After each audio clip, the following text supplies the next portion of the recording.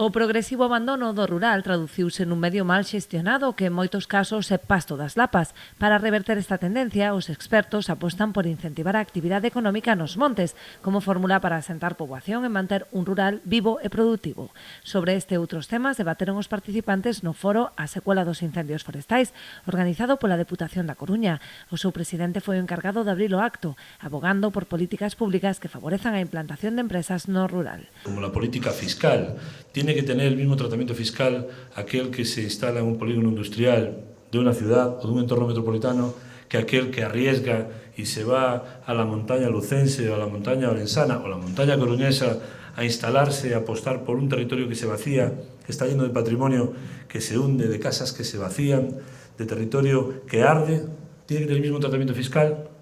o no?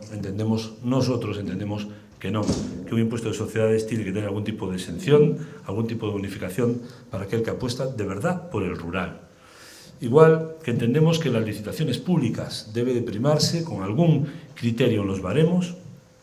aquella empresa prestataria de servicio, donde se pueda, evidentemente, donde tenga sentido hacerlo, que decida prestar ese servicio a la sociedad desde el propio rural.